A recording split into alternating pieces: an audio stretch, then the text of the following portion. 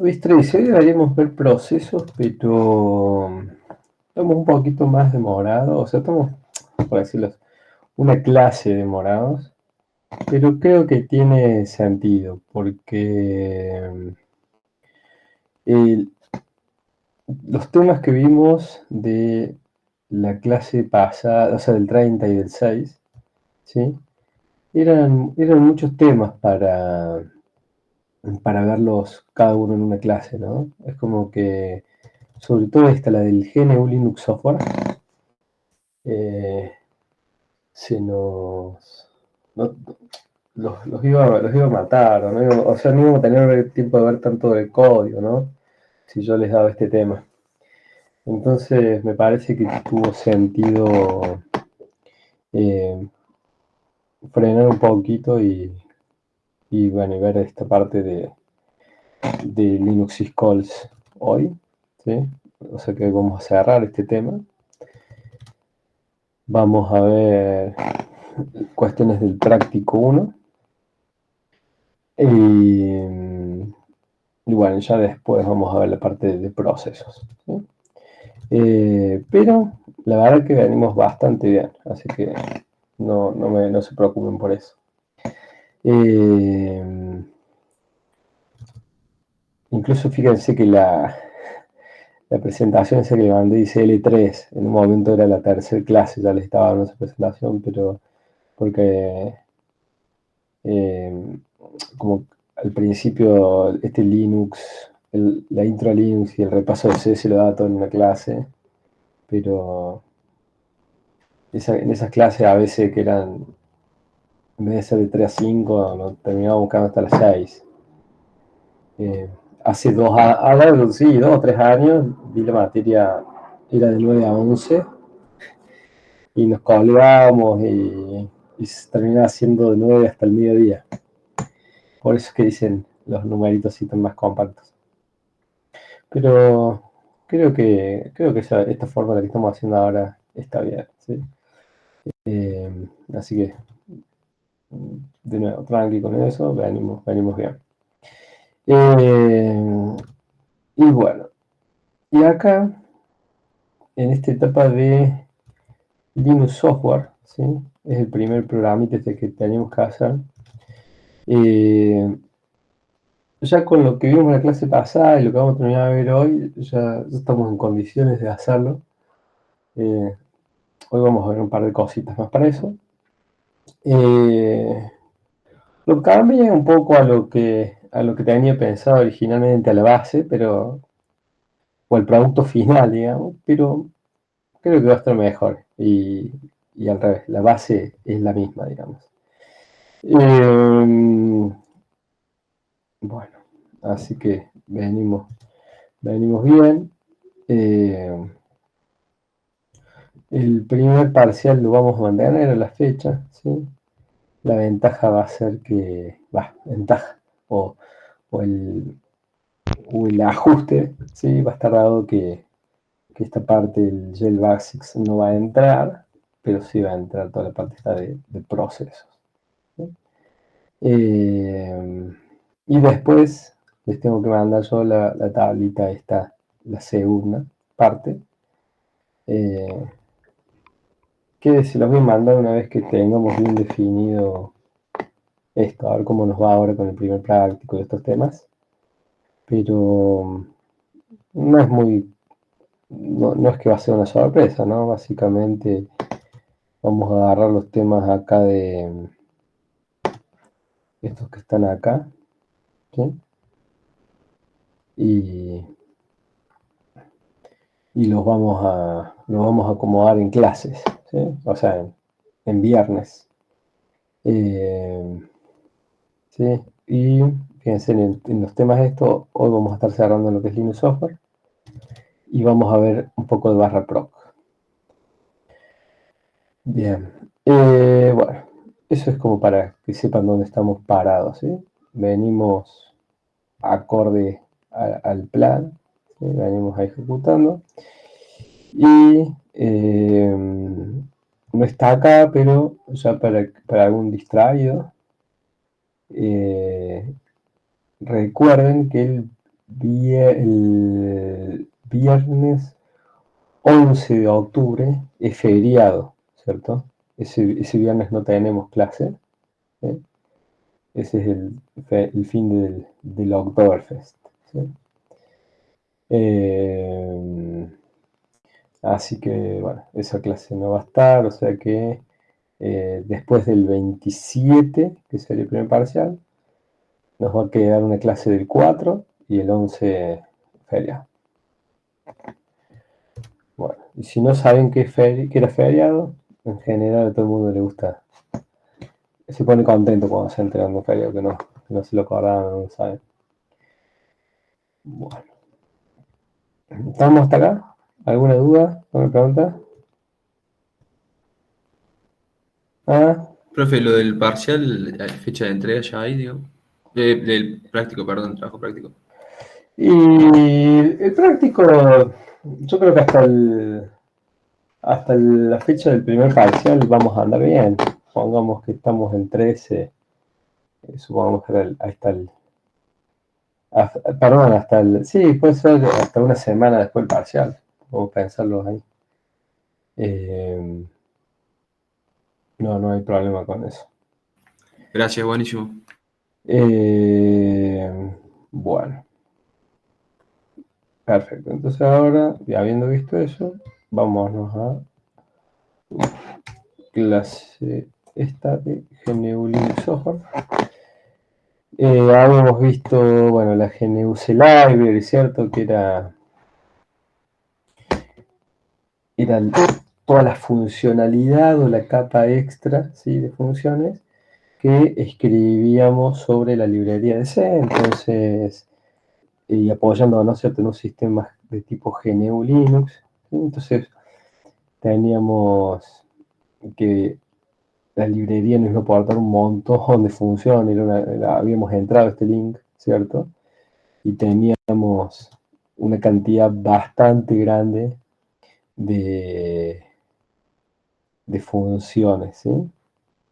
Eh, es,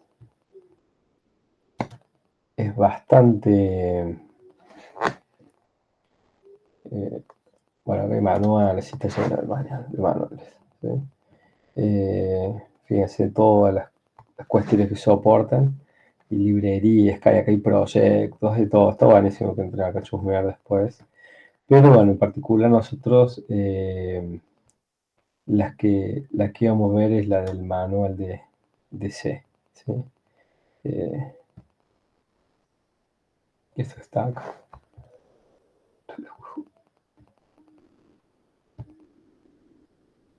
¿Sí? Se tenían cuestiones, no sé, de permisos de usuarios, de socket, de pipes, FIFOs, señales, memoria, criptografía. ¿Sí? Todas estas funciones. Que es lo que yo les he dicho, que a partir de este punto, o de la clase pasada, todas las cosas que hagamos en la materia, todo el código que escribamos, va a tener la opción de usar las funciones que están acá. ¿Sí?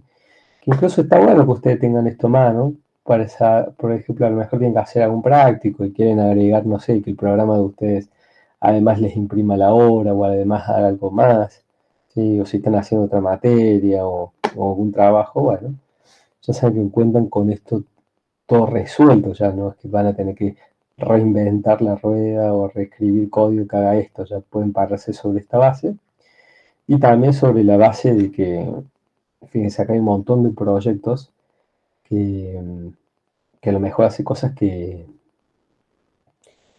ya, o sea, que ustedes quieren hacer, pueden verlo, ¿sí? Fíjense en esto, GNU-C, Introduction and Reference, eh, miren acá el bash de GNU Born Again Shell, ¿sí? Eh, bueno, fíjense todo, o sea, la verdad que hay un montón de proyectos eh, del ámbito del tema que a ustedes les pueda gustar. Hay cuestiones de video, HTTP, HTML, decía ahí. Bueno, fíjense, todo proyecto cierto también open source, ¿no? Ustedes pueden entrar acá y ver el código. Creo que una gran forma de aprender software en general, tanto de código como arquitectura, es, es ver proyectos, ¿no? Y bueno, acá tienen un par para jugar. Bueno, dicho eso, vimos la parte, ¿se acuerdan de las opciones? De pasar opciones cortas, ¿sí? O sea, en su forma corta, en su forma larga. Vimos la parte esta del estándar input y el estándar output, ¿sí? Habíamos dicho de que todos los procesos tienen una tabla de file descriptors, ¿sí? Donde el elemento 0 es el estándar input, ¿sí? Es de donde los procesos van a tener acceso a la entrada, ¿sí? Que podamos tener. En general eso está mapeado al teclado, ¿sí? El estándar output es la salida estándar y en general hace referencia al monitor.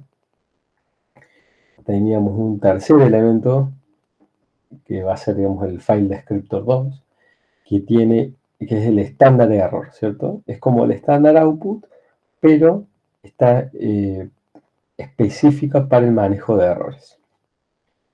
Y acá, no sé si creo que no lo habíamos mencionado, pero hay una diferencia también, más allá de que están separados, estándar output y estándar error, es una cuestión de manejo de buffer eh, para cada descriptor. En el estándar output, ¿sí? Cuando nosotros hacemos un printf o un cout, ¿sí? A veces no sé si les ha pasado que ustedes hacen una impresión y no sale por pantalla, no se ve, ¿cierto? ¿Eso por qué es? Porque hay internamente un buffer, ¿sí? Para las operaciones que van al estándar output, ¿sí? Todo lo que tenga que ver con input-output, ¿sí? Todo lo que tenga que ver con dispositivos y acceso hardware, siempre son operaciones muy costosas o son lentas, ¿sí? Entonces, para disminuir, digamos, esos costos, esas latencias que causan en nuestro programa, ¿sí? En nuestro programa, imagínense, va ejecutando, y ustedes llenaron sus programas de printfs para ir debugueando, bueno, la verdad que eso le va a meter una gran pausa al programa, ¿sí?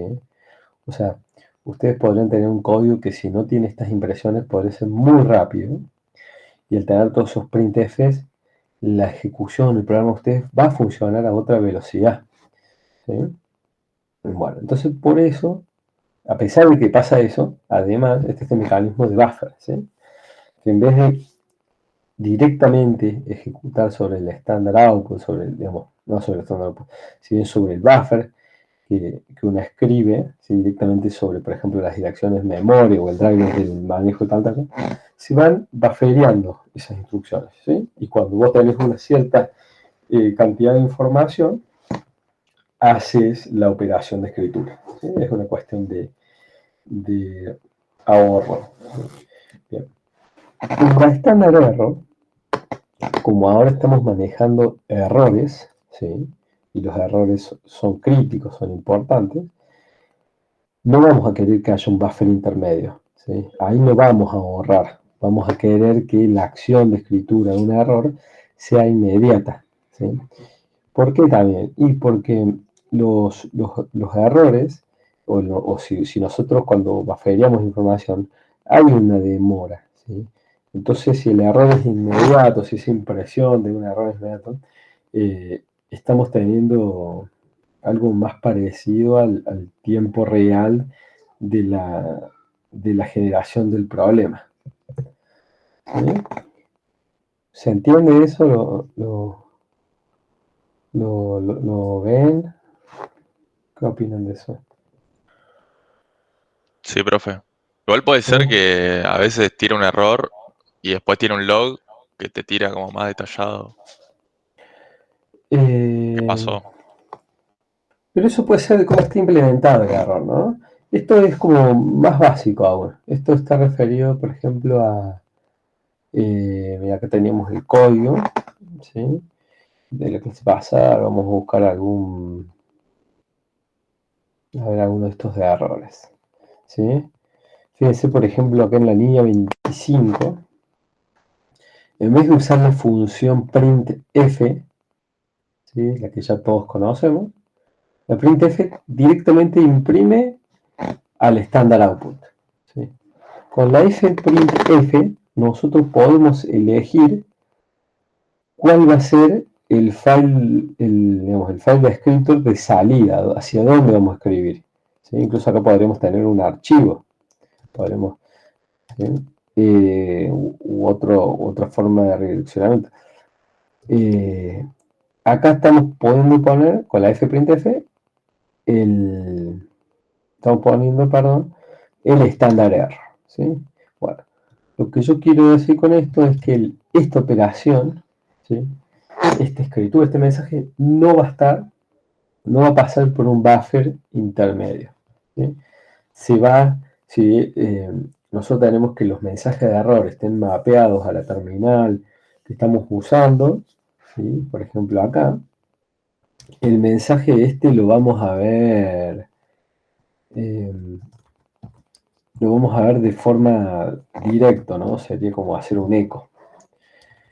Si nosotros en vez de acá tener fprintf tuviésemos standard output, ese mensaje se va a bufferear, va a quedar en un buffer. ¿Sí? Yo no sé si le ha pasado esto de que quieren imprimir ustedes un mensaje, hacen un printf y no les aparece. Eso es porque queda en el buffer. ¿Sí? Entonces, para solucionar, por ejemplo, ese problema del buffer, hay una función que se llama flush. A ver si está flush acá. No sale. A ver por qué no sale. Flush stdout. Ah, bien. A lo mejor ya no es más flush y es fflush. ¿Ven? La standard output, ¿sí? Como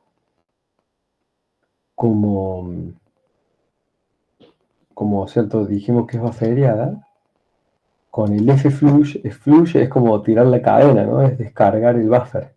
Entonces, ahí, en este printf con un flush, estamos asegurándonos que cada vez que llamemos a este printf, todo el contenido se va a descargar, ¿sí? Se va a visualizar, se va a vaciar del buffer. ¿Sí?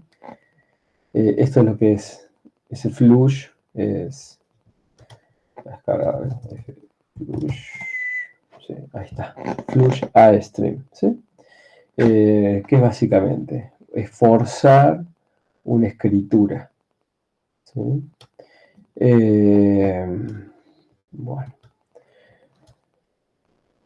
eso estamos ahí.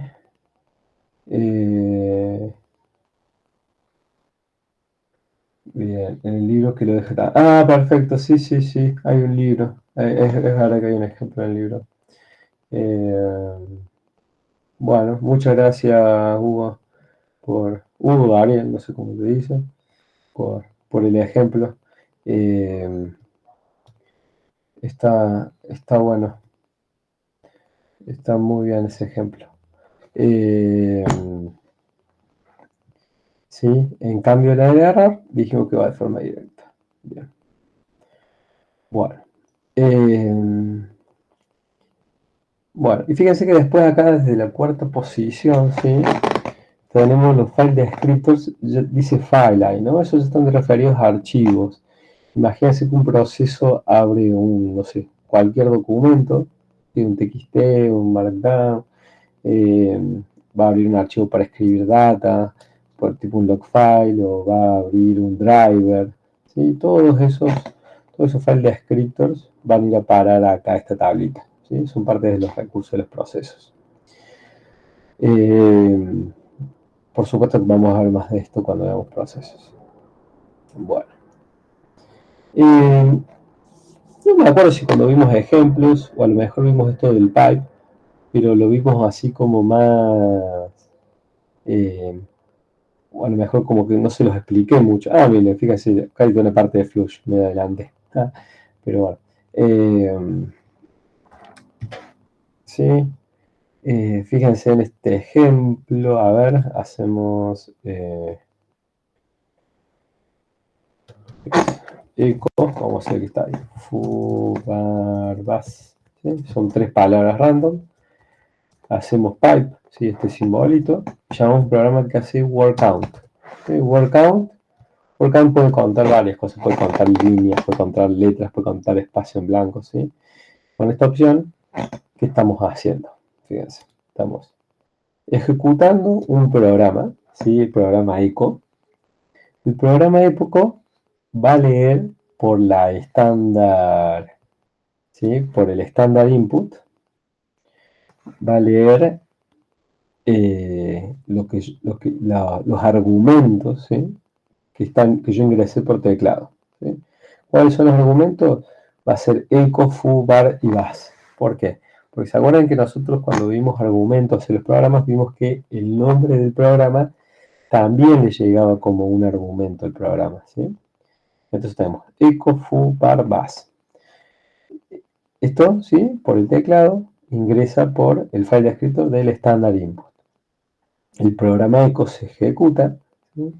Si hubiese algún error, va a redireccionarlo por standard error, pero como no hay ningún error, ese mensaje, ¿sí? Va a ser redirigido o sale por la standard output, ¿sí? Vamos a hacerlo así, ¿sí? Entonces se imprimió por la standard output, foo, bar, bas, ¿sí? Bueno. Entonces con el pipe, ¿qué es el pipe en inglés? Es una tubería, ¿sí? Imagínense que acá nosotros tuviésemos una manguera de agua y esa manguera de agua nos está sacando el foo, bar, bas. Bueno, vamos a agarrar una cupla, ¿sí? Y la vamos a conectar con otro comando. Bien. Este otro comando es el word count, ¿sí? Este programa que nos va a contar palabras. Entonces, a la salida del primer proceso, ¿sí? A la salida de este programa, vamos a conectarlo a la entrada, ¿sí? De este otro programa o proceso cuando se ejecute, ¿sí? La salida del comando echo va a ser tomado por el standard input como entrada para nuestro programa word count, ¿sí? Y como no estamos haciendo nada distinto, nada más, la salida, ¿sí? De este segundo programa va a verse en consola, ¿sí? Entonces 3 nos da. El pipe se utiliza muy mucho, ¿sí? ¿Por qué? Porque nosotros combinando programas podemos hacer cosas más interesantes, ¿sí? Algo que se usa mucho es un programita que se llama grep, ¿sí? Que es un Profe, filtro, ¿sí? una consulta. ¿Hay Sí. algo parecido para usar el valor de retorno del programa en vez de lo que escriba en stdout? ¿Me explico? Sí, el valor del programa de retorno era esto. El numerito, digamos, claro. Sí, bien, sí, 127. Ese es el valor de retorno. ¿Se Sí, puede usar nosotros, eso como input, digamos, del siguiente programa? sí se puede, sí se puede. A ver, habría que buscar un ejemplito, pero sí se puede. Pero en este caso, vos deberías hacer algo extra. ¿Por qué? Porque el retorno del programa, ¿sí? No es que lo esté imprimiendo el programa. No es que, no es que el comando, por ejemplo, echo, ¿sí? Está imprimiéndote a vos ese 127. El echo le retorna al sistema operativo, en este caso al bash, el valor este de retorno, y la terminal está imprimiendo ese valor, o sea, perdón, el bash, la shell que se ejecuta ahí, es la que nos va a imprimir en terminal el valor 127, ¿sí? Entonces, lo que hay que hacer es, digamos, escribir otro comando que agarre esa salida y en una segunda etapa, ¿sí? la utilice, ¿sí? Por ejemplo, no sé, se me ocurre que podemos hacer así como, no sé, tipo el eco, ¿sí? O sea, esto sería más en serie, en realidad. Sería como una cosa más parecida a esto. Sí,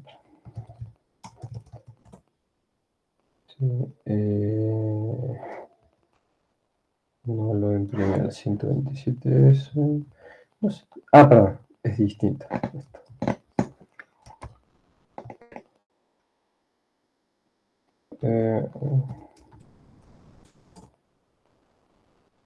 Está bien, 3. No sé por qué me había impreso el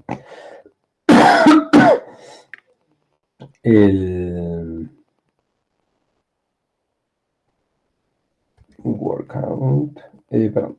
Esto está bien, el word count nos da 3 ahí, ¿sí? Si yo... Está bien, el eco es 0. No sé dónde tuvimos este 127. Ah, puede ser por este error que me tiró, ¿cierto? Pero fíjense, digamos, el programa este está terminando de forma exitosa, ¿cierto? Y la convención de que un programa termine de forma exitosa tiene que devolver el 0, ¿cierto? Y si yo hago esto, me da 0. Entonces con el punto y coma, nosotros lo que estamos haciendo es serializando. Estamos diciendo, bueno, primero ejecuta el eco, ahora agarra vos su salida que es este 0, ¿sí? Y imprimilo, o sea, imprimir la ejecución del último programa, ¿sí? Algo que se sabe hacer esto sería, en vez de acá tener simplemente un eco, tener un if que evalúe si este valor es 0 o algún otro valor para saber si la ejecución de este programa, ¿sí? Estuvo bien o no. ¿Sí? Y si quisiéramos tener ese caso en realidad, tendríamos que... O sea, esto es una forma, ¿no? Digamos, nosotros ahí en la variable, en el comodín signo peso pregunta, vamos a tener ese valor de la variable y podemos usar cualquier programa. Pero si queremos hacer lo que yo estoy diciendo de evaluar si estuvo bien, ¿sí? Y si estuvo bien hacer otra acción, directamente podemos usar el ampersand, ¿cierto? ¿Por qué? Porque esto se va a evaluar, ¿sí? Con este AND, de que tiene que haber estado bien todo este comando, ¿sí? Entonces nosotros ejecutamos acá el eco foobar_bus. Si esto estuvo bien, ¿sí? Vamos a ejecutar esto, ¿sí? Acá en este caso, esto tiene que haber pasado exitosamente para que se ejecute el segundo. En este caso, con el punto y coma, no, hay una serialización, no importa el resultado anterior, ¿sí? Ven, por ejemplo, a ver, fíjense, bueno, pero vamos a hacer.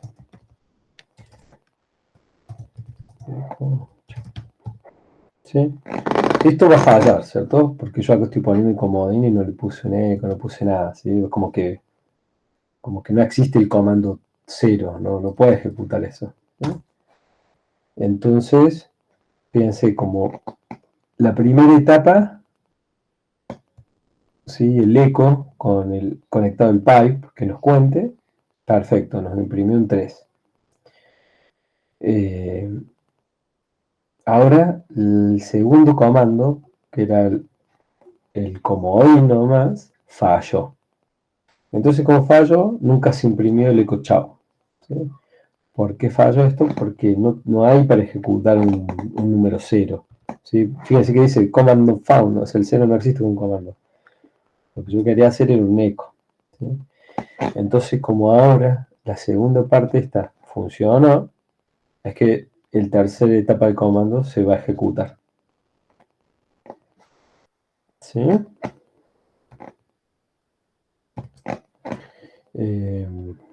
Bueno. ¿Un poco responde la pregunta? ¿Hola? Sí, profe. Sí, sí. Muchas gracias. Ah, y justo también pregunta, ¿podrías hacer comando y otro comando? Sí. Sí, sí se puede. Incluso algo que lo vamos a ver más adelante cuando veamos comunicación de procesos, pero ya se lo adelanto, es que en este jueguito de la cañería ahora tenemos una cupla, ¿no? Que es el pipe. Pero nosotros podríamos tener como una conexión en T, ¿cierto? O sea que una entrada, ¿sí? Que acá que de esta entrada me salgan las dos salidas, ¿no? Imagínense que así como el eco lo conecta al word count, lo quisiera conectar a un grep o a otro comando. Eso, en términos de, no sé, plomería, se llama una cupla T. ¿Sí? ¿Me entienden qué quiero decir con un T?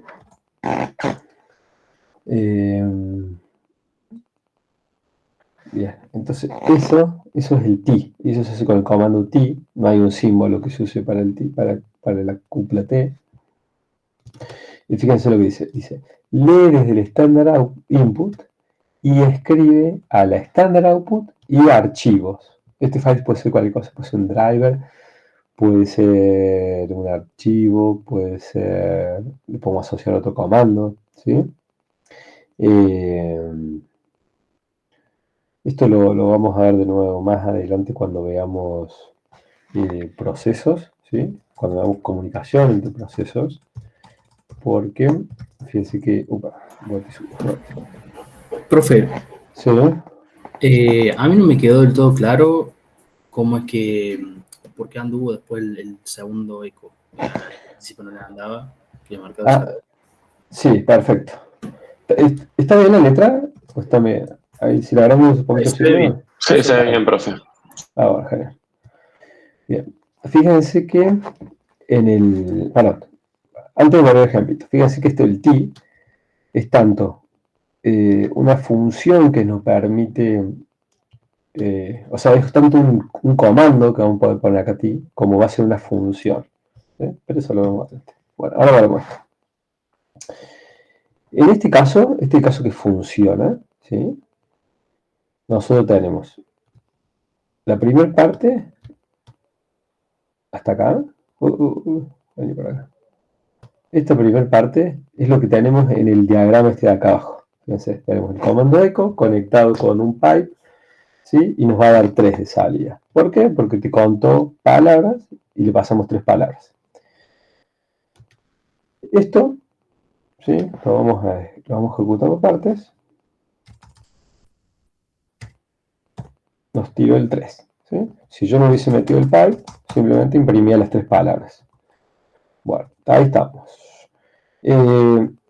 Si yo a esto lo conecto con el ampersand, ¿sí? Bueno, vamos a hacer algo más fácil. Yo lo que hice recién, ¿cierto? Es que yo les dije, el comodín, signo pesos pregunta, contiene el último valor de retorno, ¿sí? Entonces, si yo hago echo, el valor de retorno me da 0. ¿Por qué? Porque el último comando que habíamos ejecutado, ¿sí? Era el echo, que lo había hecho correctamente. Y la convención en Linux es que algo que está bien hecho te retorna 0. ¿Sí? Si falló algo, te va a retornar otro valor. Bien. ¿Qué pasó? Yo me equivoqué y en vez de poner el signo, o sea, poner echo, el signo pesos, pregunta, ¿sí? Y comodín lo puse así directamente en la consola, ¿sí? Y eso me generó un error. Fíjense, la shell me está diciendo comando not found, 0. O sea, no existe el comando 0, es lo único que yo hubiese hecho así esto en la terminal. ¿Sí? No hay ningún programa que se llame 0. ¿Sí? Con el número 0. ¿Sí? Entonces, si yo me fijara ahora, eco, signo pesos, pregunta, fíjense, me tira el error 127. El error 127 me imagino que se va a referir a command not found. ¿Sí? Fíjense que ya no es 0, es un error el código de retorno del último programa ejecutado. ¿Sí? Entonces, cuando yo me vuelvo acá al ejemplo, yo hago eco, ¿sí? Toda esta parte, el valor de retorno era 0, porque se ejecutó correctamente. El eco con correcto, o sea, la impresión del último valor de retorno, la impresión, ¿cierto?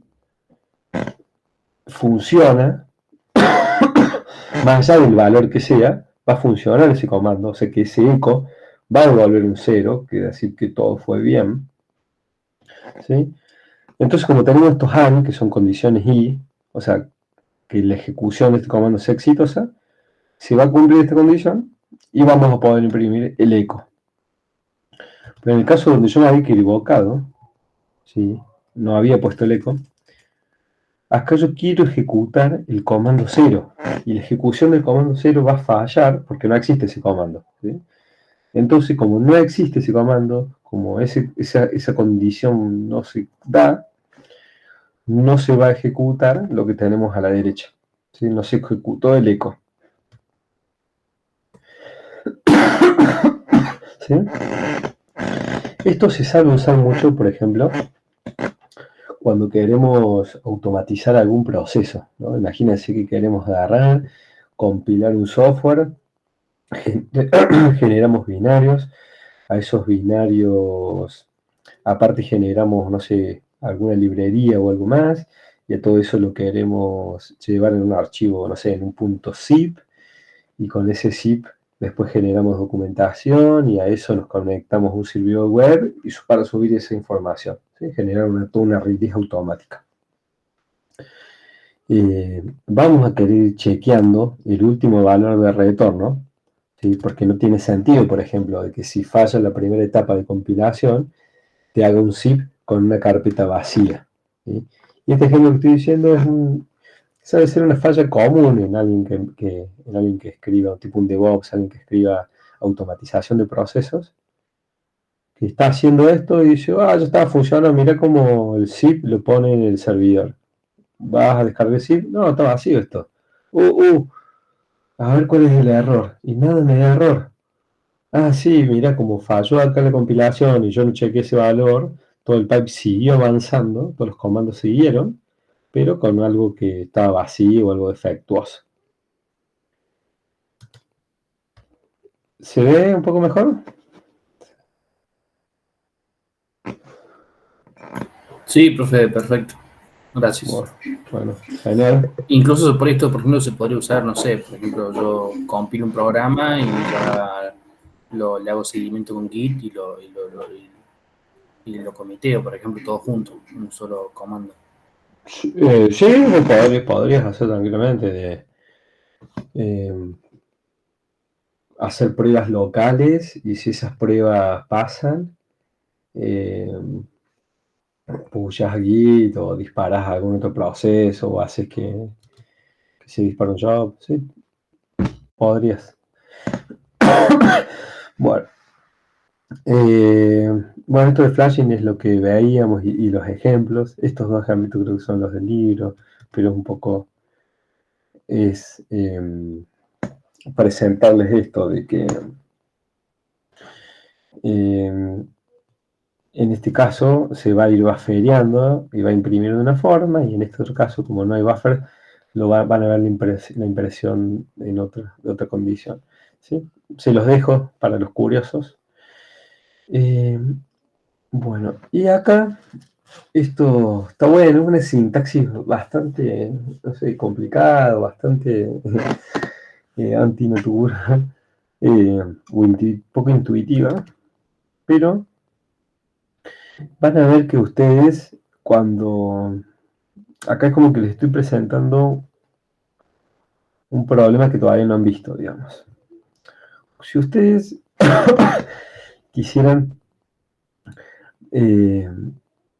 imagínense cuando ejecutamos un programa, ¿cierto? Así como este. Cuando queremos agarrar toda la salida que tenemos acá y direccionarla a un archivo, ¿sí? Queremos decir, che, todo lo que sale acá, por ejemplo, imagínense, eco, vamos a usar lo mismo, vamos a usar acá este eco, ¿sí? Queremos redireccionarlo a un archivo que se llame log.txt, fíjense, me creo un archivo log.txt y ahora hago el log.txt, fíjense que tiene acá el fubars bus, ¿sí? O hago, le puedo hacer cat, ¿sí? Me imprimió el contenido. ¿Qué pasó acá? Una redirección de digamos, de la salida del programa. En vez de mandarlo al standard output, en vez de imprimirlo en la consola, lo guardo en este archivo, ¿sí? Entonces, veamos ahora si yo hubiese hecho lo mismo acá con este ejemplito que venimos usando para casos fallidos, el eco, ¿sí? Lo mando al log. Ahora hago, está bien, cat log, fíjese, me guardo el 0, que era el valor de retorno del último comando, ¿sí? De este cat. Pero si yo ahora hago que un programa me falle, hacemos, no sé, el comando 0 que vimos que no existe, falló, y ahora redirecciono este eco. No va. Perdón, ya estoy redireccionando con el eco, ¿no? A ver, debería poder buscar un programita que me imprima por estándar error. No va a funcionar esto que quiero mostrarle.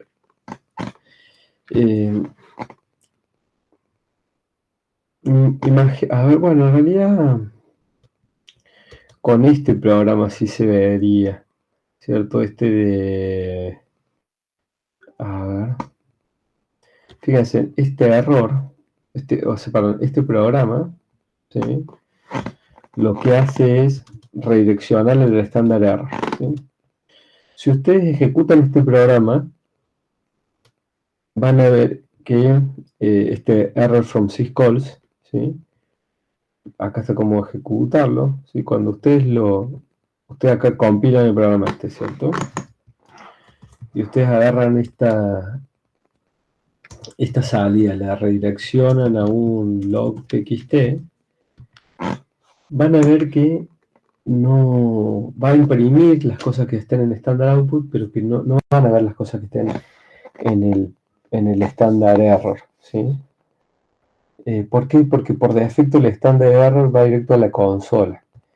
Entonces, esta sintaxis, ¿cierto? Lo que nos va a permitir es redireccionar tanto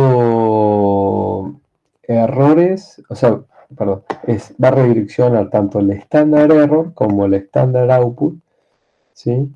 Para, por ejemplo, cuando queremos guardar a un archivo, ¿sí? Es simplemente esta sintaxis. Se lo dejo para que lo prueben. ¿Sí? Ahí en el chat puse un comando que debería tirarle error, debería imprimir al std error y por ahí puede mostrar lo que quería mostrar. De una ahí con el ls, con la ls, no sé, not. Sí, ahí este programa está imprimiendo. Hacemos una redirección al log.txt. O sea, no debería tener nada ese archivo ahora. More log.txt no tiene nada, ¿sí? Entonces, si yo vengo acá y hago esta redirección,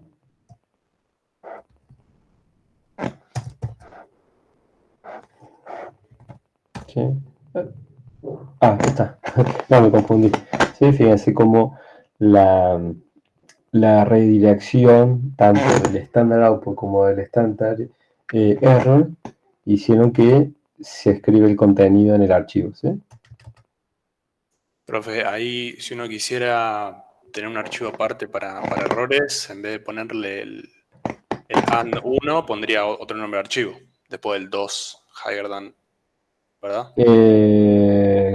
O sea, ¿Cómo? podés pasarle otro archivo para que mande redirija el estándar error, ¿verdad? O sea, después del 2 Sí, y el higher than, podés poner er.txt, por ejemplo, se podría. es una pregunta. Sí, Bueno, es una pregunta. ¿Cómo decía? ¿Hacer así? Claro, pero saque el ampersand, el 1. El ampersand se lo sacaría. Bueno, ahí lo generó, ¿viste? Sí. No, cannot access. Digamos, ¿qué es lo que define la redirección del estándar error? ¿El 2 y el...? No, toda esa sintaxis así diabólica. Ahí está, mira. Eso ahí, decía. Mm. Sí. Sí, eso está bueno. Y fijámonos el ls log.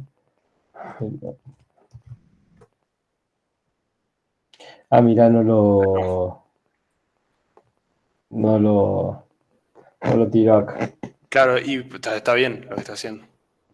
Porque el estándar input, digamos, no fue escrito. No está en el más, momento. sí. Si quisiéramos tener los dos,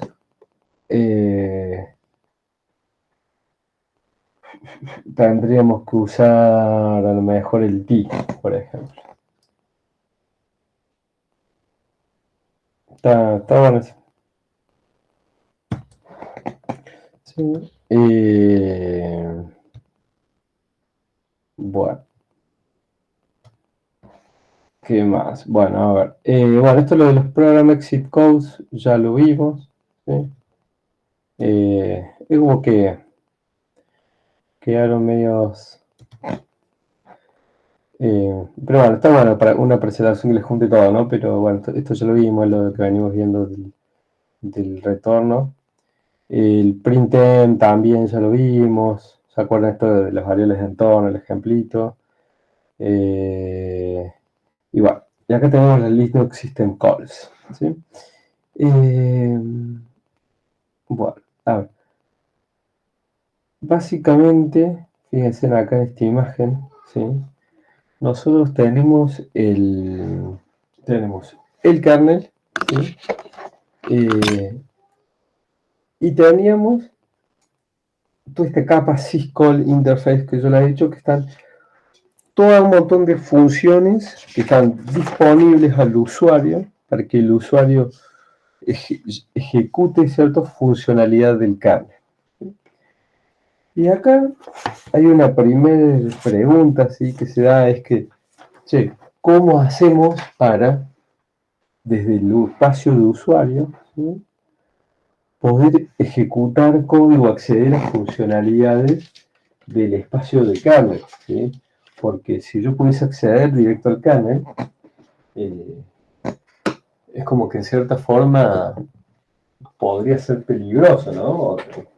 O no debería ser algo que todos los usuarios puedan hacer, debería ser a lo sumo solo reservado para usuarios privilegiados. ¿Sí? Bueno, entonces eso es lo que se logra con la System Calls. ¿Sí? Ahora lo que vamos a ver es como un mecanismo que nos permite con la System Calls, ¿sí? Acceder a todo lo que es las funciones estas del kernel. ¿Sí? Todas las funciones estas que ya vamos a ver bien cuáles son estas funciones, pero vamos a estar viendo muchas de estas funcionalidades, por ejemplo, abrir un archivo, crear un proceso, comunicarnos entre procesos. ¿sí? No son funciones, fíjense, que están dentro de la GNU libc, pero sí son funciones muchas veces que la GNU libc está usando por debajo, ¿sí? O sea, para cumplir o sea, para poder implementar funciones que nos provee esta librería, probablemente esté llamando a funciones que sean system calls, ¿sí? Bueno, por supuesto, podemos hacer man syscalls, ¿sí? Que son las system calls, son todas las llamadas al sistema que tenemos. Fíjense que es la interfaz entre la capa aplicación y el kernel, ¿sí? Y acá está una muy buena explicación de qué son las system calls y cuáles están soportadas y qué funciones hay. Fíjense acá, está la lista de funciones que son system calls. Por ejemplo, la change mode, esto para cambiar el modo de un programa, ¿cierto? Pareció el comando change mode. Change owner, ¿sí? Es para cambiar el dueño de un archivo, para que, no sé, funciones para crear un archivo, funciones de DMA, no sé, el fork, que ya vamos a ver que es para crear procesos, Lexit, get ID, no, este es get group ID, ¿sí? Bueno, todo un montón de funciones, ¿sí? Que tampoco son tantísimas, ¿no? Fíjense que es esta lista de acá. ¿Sí? Son todas estas funciones, son lo que se llaman system calls, son puntos de acceso al kernel, ¿sí? La librería que estuvimos viendo hasta ahora, que hemos mencionado, que es la GNU libc, va a usar estas funciones, ¿sí? ¿Para qué? Y para poder acceder a funcionalidad que nos da el sistema operativo a través de su kernel. Bueno, fíjense acá hay una muy buena explicación de las funciones y de cómo es su implementación básica. Control N. Bueno. Bueno, están las dos opciones manuales. Acá también lo que está bueno es la explicación. Y bueno, y ahora, vamos acá como por partes de explicar un poco este mecanismo. Por un lado, vieron que recién ahí vimos la función, es una cantidad que es manejable, ¿cierto? Es una cantidad fija de funciones que nos da un kernel, ¿sí? Para cada una de esas funciones, ¿sí? Nosotros en algún momento cuando la ejecutamos, estamos llamando a esa función desde el espacio de usuario, ¿sí?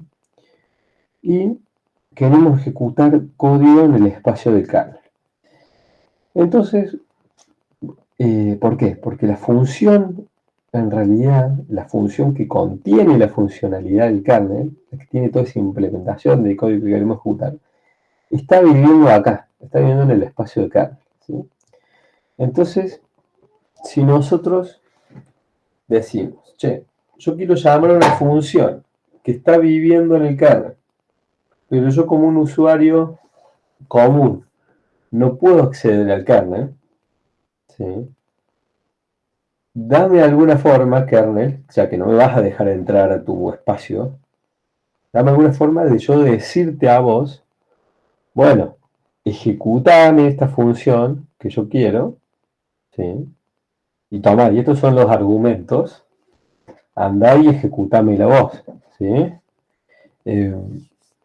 Imagínense como tener ahí algún mecanismo de intermediación.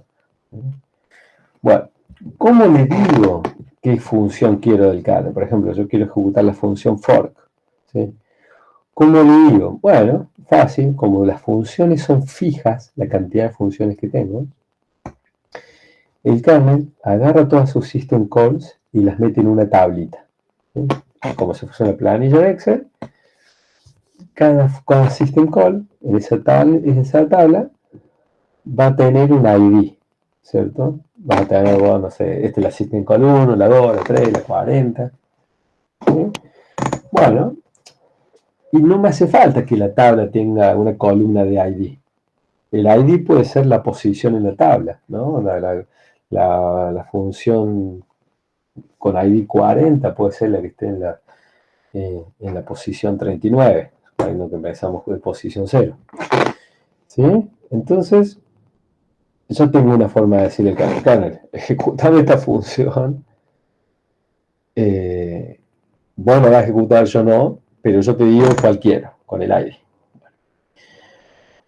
Hasta ahí bien, funcionaría para system calls que no tienen argumentos. Si vos querés una system call que tenga argumentos, le tenés que decir al kernel, che, bueno, ejecutamos esta función, pero usa este argumento. Por ejemplo, si vas a crear un proceso, dame la posibilidad que te pase algunos parámetros de cómo quiero que sea la creación de ese proceso. ¿Sí? Si me vas a abrir un archivo, bueno, déjame darte el nombre que quiero que me crees para usar ese archivo. ¿Sí? Bueno. Eso, ese paso de argumentos, ¿sí? Se va a hacer a partir de escrituras, ¿sí? del stack. Ahí vemos cómo se hace más detalle, pero piensen esto, que de alguna forma nosotros vamos a escribir los argumentos en una zona, ¿sí? que después nosotros solo podemos escribir, ¿cierto?, en espacio de usuario, y el kernel va a saber, bueno, acá me puso los argumentos y yo se los voy a poder pasar. Ahora les explico mejor eso. Y después hay un tercer elemento, ¿cierto? Es como cualquier elemento cuando ejecutamos una función. Primero el nombre de la función o el ID en este caso, podría haber sido la dirección, pero como no sabemos la dirección, usamos el ID, los argumentos, y nos falta un tercer elemento que es el valor de retorno de la función, ¿sí?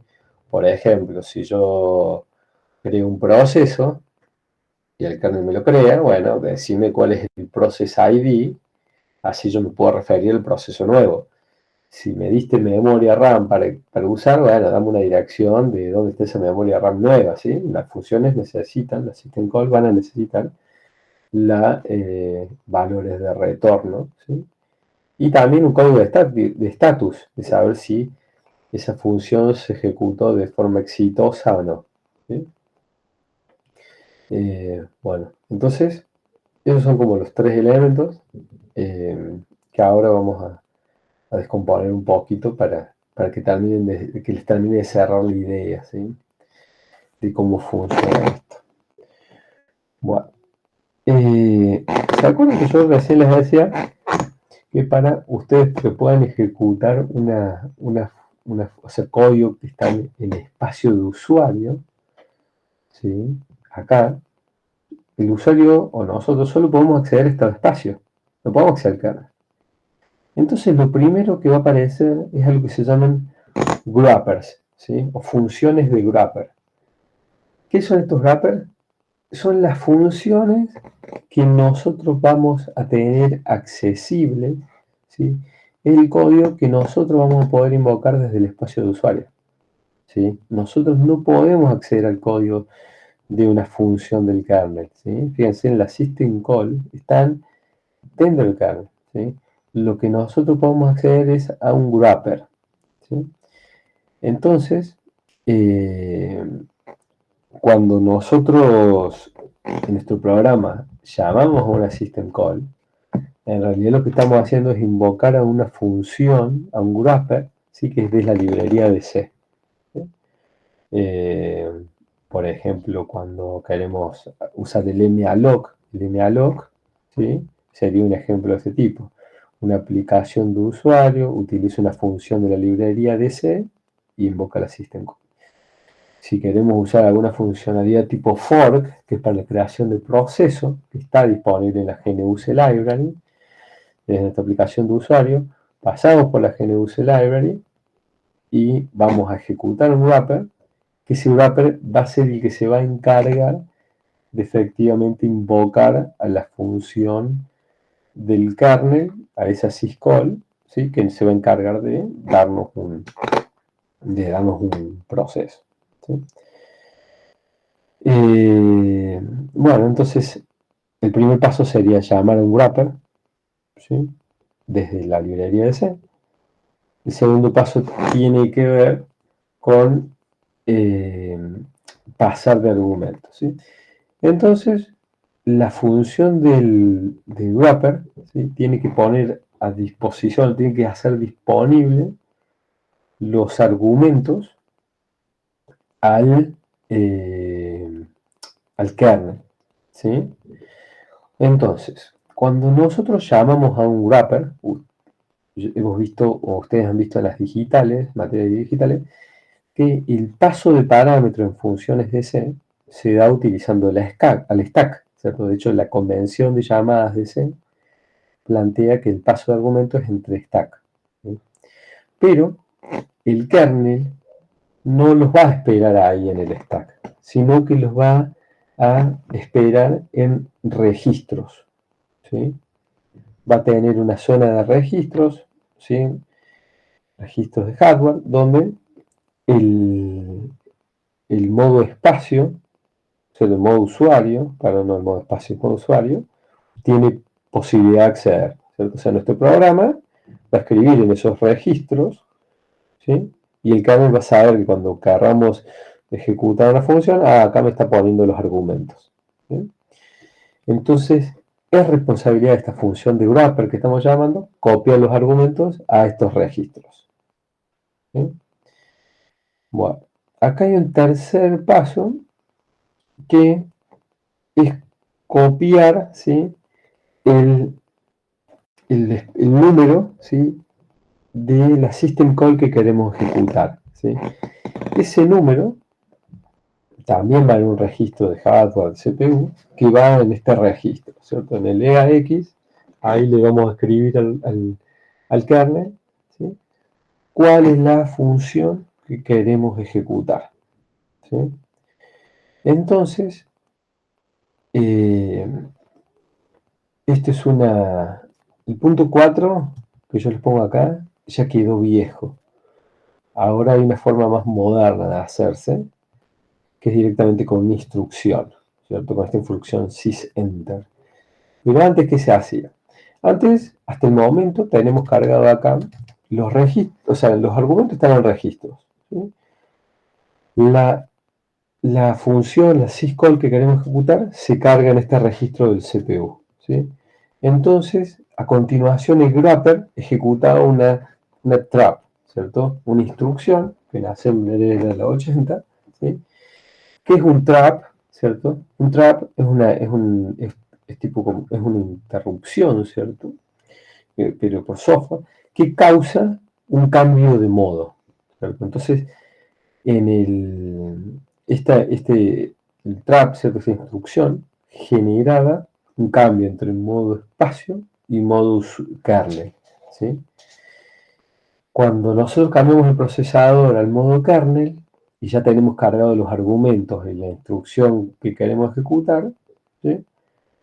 Se ejecutaba el código, ¿sí? Que está presente en la System Trap. Eso ahora es más simple, eso se hace simplemente con instrucción, ¿sí? En los kernel 2.c para adelante, todo debe tener kernel 4 punto de algo, por ahí, o más. Entonces, cuando saltaba ese trap, el CPU podía ejecutar la instrucción de kernel, ¿sí? El kernel siempre, para toda la system call, ejecuta una misma rutina, ¿cierto? ¿Cuál es esa rutina? Una que se llama system call, ¿sí? ¿Qué hace esa rutina? Bueno, de la información que teníamos en los registros, lo copia al stack del kernel, ¿sí? Chequea en la tabla que el ID de system call exista, ¿sí? La encuentra en la tabla, y una vez que dice, esta system call existe, desde los registros ya tengo los datos disponibles en el stack, bueno, va a invocar a la función esa, ¿cierto? O sea, directamente desde la tabla, esta que tenemos el system call, va a tener el ID, va a tener los argumentos y la va a poder invocar, ¿sí? Y bueno, y el último paso es la cuestión esta de retornar los valores. Hay una función, o sea, por un lado, ¿sí?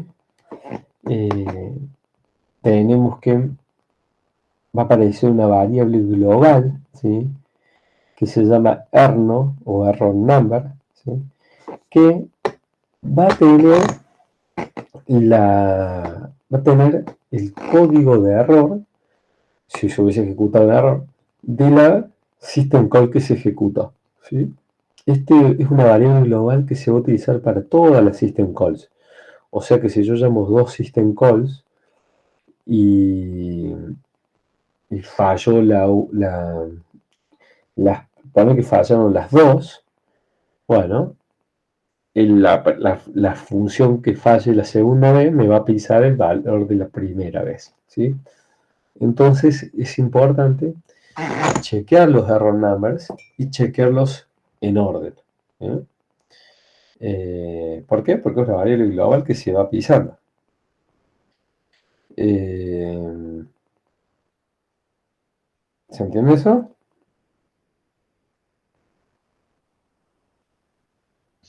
Sí. ¿Sí? Bueno. Genial. Bueno, y acá veamos unos grafiquitos y un ejemplo como para que quede más claro esto. Fíjense, nosotros tenemos, por ejemplo, una system call que se llama xb. Esta función nos permite ejecutar programas, ¿sí? Nosotros le pasamos el path de un programa y en nuestro programa en C, llamando a este xb, podemos ejecutar un programa, ¿sí? Y en el argv y en el mp le podemos pasar los argumentos para que ese programa se ejecute y la environment. Pero no nos hagamos drama por esta syscall en particular, simplemente pensemos que es una system call, ¿sí? Como cualquier otra. Bueno, cuando nosotros queremos en nuestro programa de aplicación, ejecutar esta función, esta es la función, ¿sí? Que está en nuestro código, la llamamos y en realidad no estamos ejecutando la system call propiamente dicho, sino que estamos ejecutando el wrapper de la system call, este wrapper function, esta función de wrapper. Bien, con los mismos argumentos que la system call original. Bueno, fíjense que la interrupción, esta es la forma vieja, ¿cierto? La interrupción 80 en Excel causa un trap, ¿sí? Un cambio de modo usuario, a modo kernel, ¿sí? Eso me permite que el procesador ejecute código en modo kernel y le pasa los argumentos, ¿sí? Bueno, le vengo acá. Cuando salta la rutina del trap, ¿cierto? Un trap es es una interrupción, es una instrucción que me genera esa interrupción, que me va a generar un cambio de modo, ¿sí? El trap me ejecuta a mí una función que siempre es la misma, que es esta system call, ¿sí? Cuando se da el 80, lo que tengamos cargado en cierto registro, me va a ejecutar esta función, la system call. Bueno, la función system call, fíjense que es una tabla, ¿no? Donde tenemos nosotros los distintos símbolos, ¿sí? Y las llamadas a call. El call es para ejecutar una función, ¿sí? Entonces, a la tabla que se llama syscallTable, la voy a acceder por index, ¿sí? Bueno, entonces yo digo syscallTable, ejecútame la función, no sé, se llama nlxb, es una macro, imagínense, no sé, la función 40. Listo, salto a la función propiamente dicha a la syscall que realmente está en el kernel, ¿sí?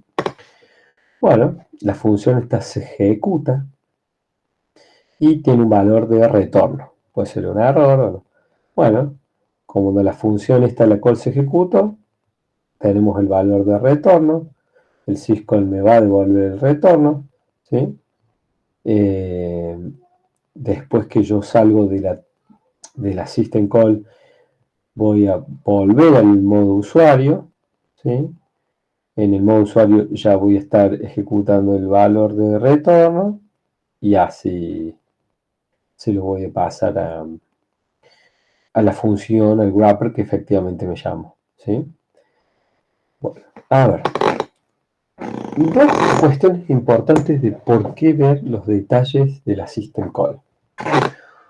Por un lado, con toda esta explicación que les di, que espero que no se hayan aburrido, dormido, no sé, deprimido, es que incluso podemos vernos muy finos con esto, ¿no? Podemos empezar a ver el código, podemos perdernos en los detalles de implementación. Pero principalmente quiero que se queden, o sea, con estas cuestiones conceptuales. Primero, que en Linux nosotros tenemos el espacio de usuario, el espacio de kernel. Eso es un concepto que se protege, ¿cierto?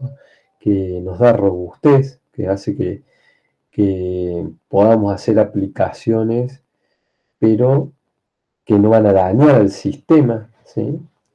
El espacio de kernel, fíjense, es un espacio cuidado con cierto recelo, donde vos querés llamar a una función, bueno, para que esa función, el código está dentro del kernel, ¿sí? Para acceder a esa función del kernel tenemos una tabla, que esa tabla está en una función que se llama system call, que a esa función vos solo podés llegar cambiando por hardware, ¿cierto? Porque acá estamos hablando de hardware, es que esto tiene que estar soportado por un procesador, lo tenemos en modo usuario y modo kernel, ¿sí? Hay todo un mecanismo de protección ahí, ¿sí? Cuando hay un salto de modo de este estilo. ¿Sí? Yo tendría que ponerle toda la imagen estas juntas para verlo, ¿sí? Mejor. Está acá separada también por una cuestión de que no quede todo muy, muy chiquito, pero si ustedes pusieran las dos imágenes de un lado del otro, fíjense como para ejecutar una función que podría, si tuviésemos todo el mismo espacio, quedaría resuelta en este bloque. Tenemos toda esta burocracia acá, ¿sí? Bueno. Entonces, por un lado nos quedamos con el concepto de seguridad. Ok, el kernel me da servicios y los protege muy bien.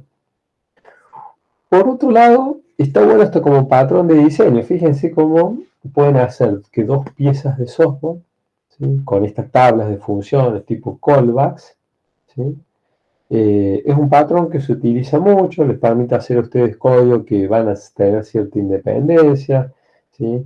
Si ustedes quisieran agregar funciones nuevas en el kernel, las pueden ir agregando en la tabla sin romper a las capas de aplicaciones, o no tienen por qué recompilar todas las capas de aplicación, todo el software que tienen por las capas de arriba ante un cambio de acá, ¿sí?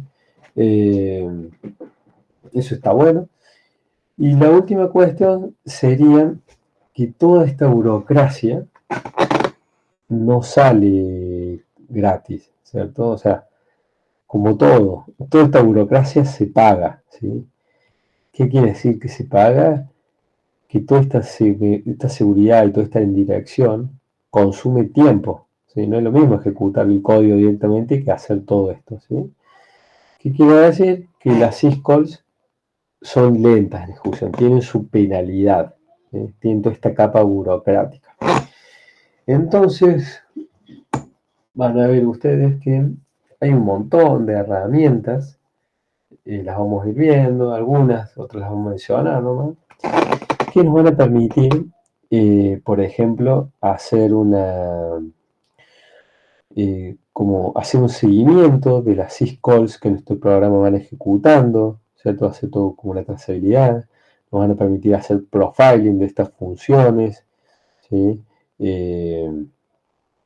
Optimizar código, a veces optimizar nuestros programas, también pasa por optimizar el uso de syscalls que hacemos, ¿sí?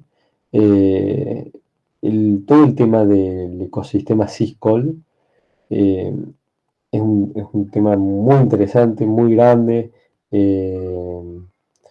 Se usa mucho, ¿sí? Hay muchos hasta trabajos académicos de la práctica. Por ejemplo, les voy a contar un ejemplo ahora.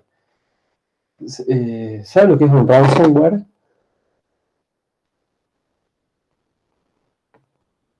Me suena el nombre, pero no sé bien qué es. ¿Cómo sería ransomware? Sí, me suena, pero no sé exactamente. Es software, ¿cierto? Que, fíjense acá, es un programa dañino que restringe el acceso a archivos del sistema operativo y pide un rescate. Básicamente a vos se te mete un programita en tu compu que te empieza a encriptar todos los archivos en tu compu, ¿sí? Entonces vos ya no lo tenés más accesible a menos que tenga la clave para volver a desencriptarlos, ¿sí? Ransom es como una recompensa, ¿cierto?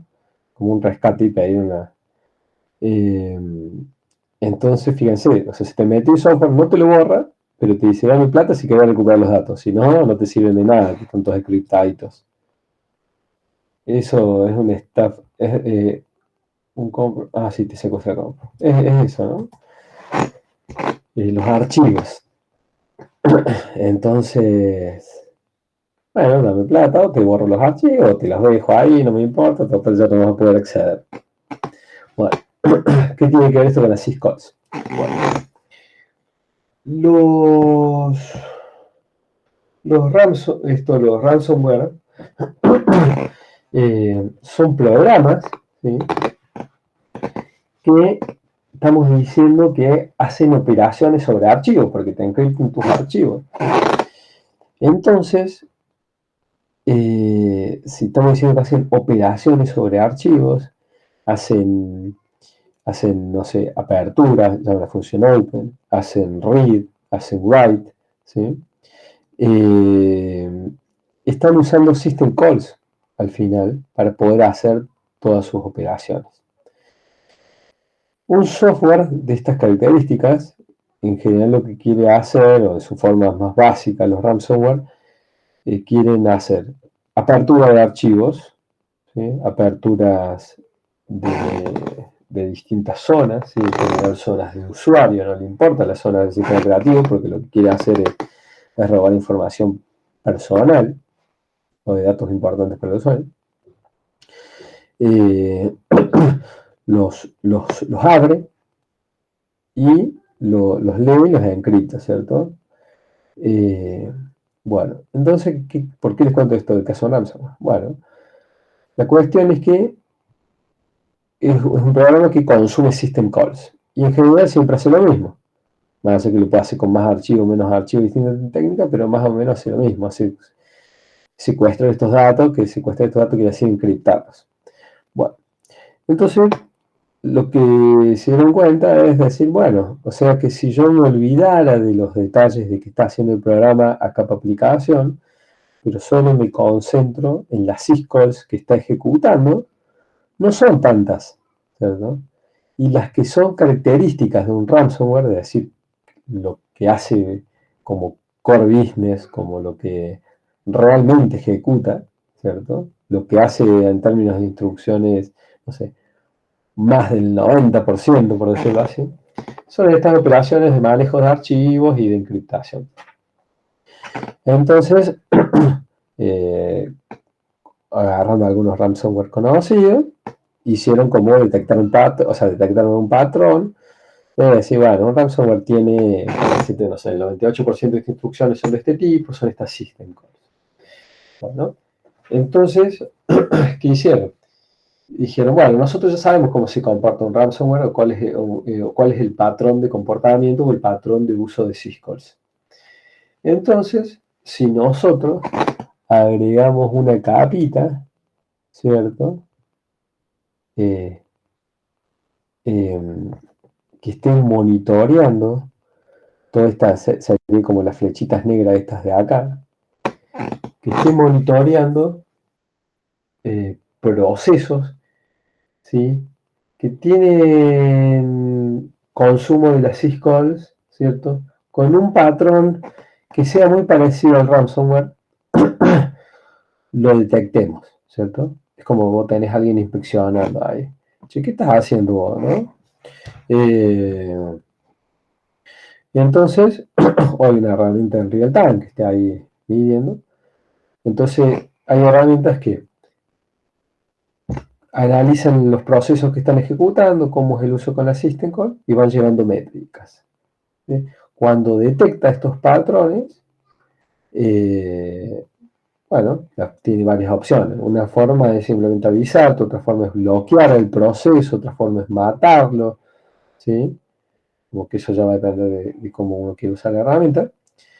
Pero el objetivo es frenar ese ataque. ¿Sí? De último, bueno, no sé, tardé, no sé, de 10 GB tardé, no sé, 200 megas o 100 megas, 1 giga en sacarle el patrón y darme cuenta que era un ransomware, pero te frené, ¿sí? O no, lo frené al toque, lo frené en los primeros megas, ¿sí?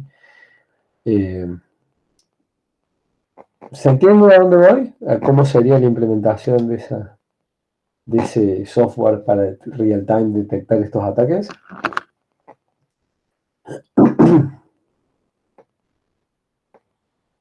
Sí, profe.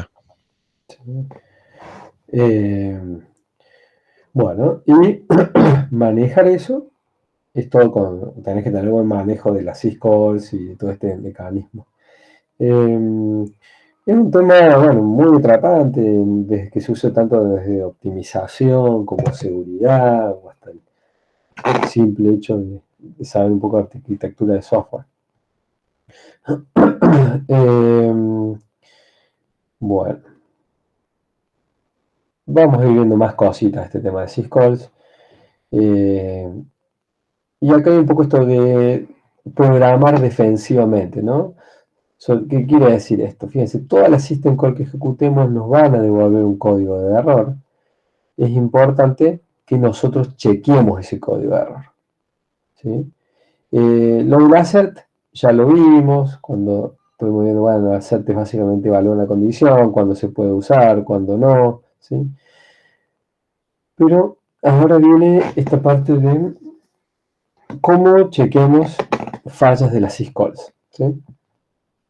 Porque fíjense que en esta indirección que hacemos, cuando nosotros ejecutamos una system call, ejecutamos mucho código, ¿no? Y es código que depende del kernel. Entonces, hay muchas cosas que pueden salir mal. ¿Qué cosas pueden salir mal? Y llamaste una función y el sistema se quedó sin recursos. O sea, le pediste memoria, pero te quedaste sin memoria, ¿sí? Llenaste un disco, abriste demasiados archivos y tu proceso alcanzó el límite de archivos abiertos que puede tener, ¿sí?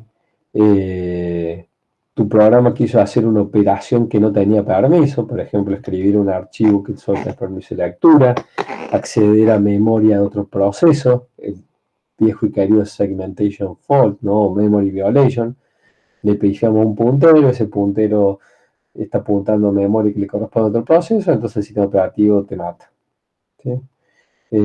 Algún otro programa te mató, ¿sí? Vos estabas ejecutando un programa y otro programa te tiene una señal y te terminó.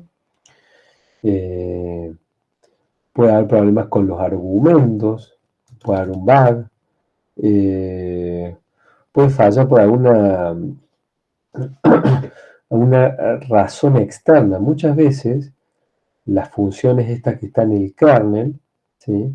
Van a operar ya sobre los drivers, porque parte de la funcionalidad del kernel es darnos las capas de software que van a hacer toda la abstracción de nuestro hardware, ¿sí? Entonces podría pasar de que quisimos hacer una operación que nuestro hardware no lo soporta, que nuestro hardware está medio inestable y se desconecta de la interfaz y falla, ¿sí? que está mal alimentado con energía, con tensión, y a veces funciona y a veces no.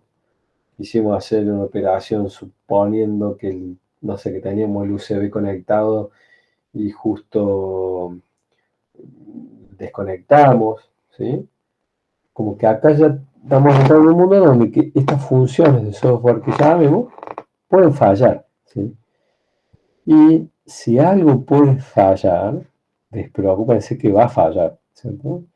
A lo mejor no siempre, a lo mejor de forma muy esporádica, ¿sí? Pero tenemos que hacer código robusto, código que, fíjense, y acá hay otro caso más de falla. Esto puede ser puede ser interrumpido por un externo evento, ¿sí? Por ejemplo, en el uso de señales. Todavía no hemos visto señales, pero pensémoslas como interrupciones de software, ¿sí? Fíjense, tenemos 5 grandes casos o situaciones donde el software puede, o sea, una syscall puede fallar, ¿sí? Fíjense que en muchos de estos casos pueden o no depender del código que estamos agregando, puede ser algo totalmente aleatorio, ¿sí? De que justo en este momento se dieron las condiciones que fallan, ¿sí? Entonces, tenemos que chequear los códigos de errores de nuestra syscall, ¿cierto? Ya vimos 0, si la operación está todo correcto, si tenemos un valor distinto de 0, o no 0, ¿sí? Estamos diciendo que la operación falló.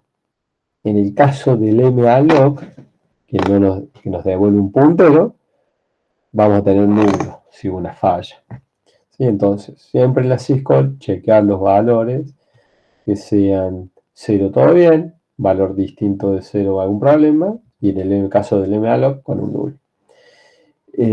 Y aparte tenemos esta variable que es la error number, que nos va a dar información extra de qué fallo, ¿cierto? Por ejemplo,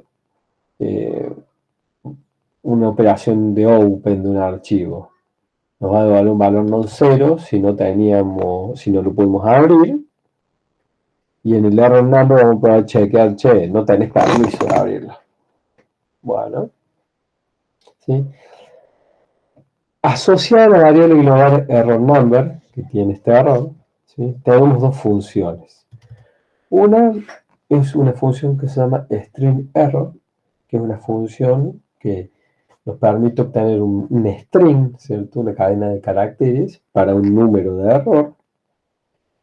Y otra función que es error, que directamente va a imprimir una descripción o el mensaje de error de la variable asociada al error number, ¿sí? Y lo va a imprimir en la estándar error, ¿sí? Como que hace todo directamente para asociarlo, ¿cierto? Directamente al manejo de errores de syscalls. Bueno, ahora esto lo vemos en el código, pero cada syscall tiene un montón de errores que en general son comunes entre syscalls, o se busca que todas las syscalls provean esa funcionalidad. Y además, muchas syscalls, ¿cierto?, manejan el caso de las señales, ¿sí? Esto de las señales lo vamos a ver más adelante, pero por ahora pueden pensarlo que si una syscall falló por producto de una señal, lo vamos a tener que manejar un poquito diferente. Bueno, y acá obvio les quedan algunos links. Fíjense, acá está el estándar de escribir C.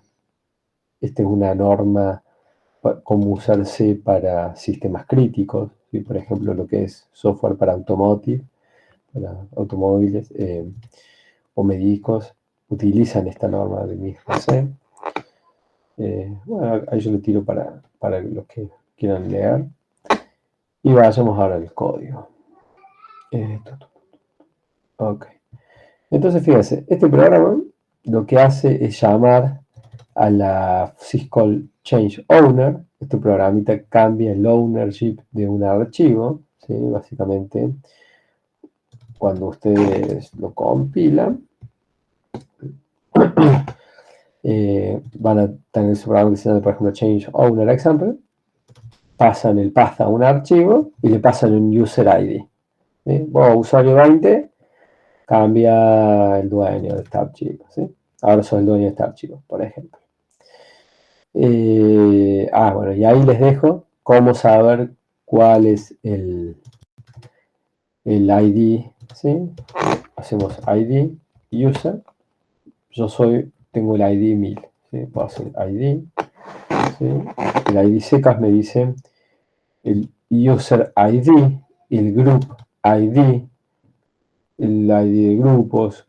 Y esto que me dice a qué grupos pertenezco. O sea, Pablo pertenece al grupo admin, tener el sudo. ¿Sí?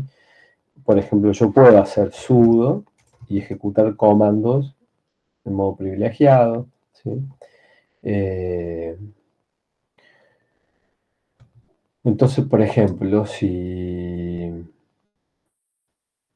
yo hiciese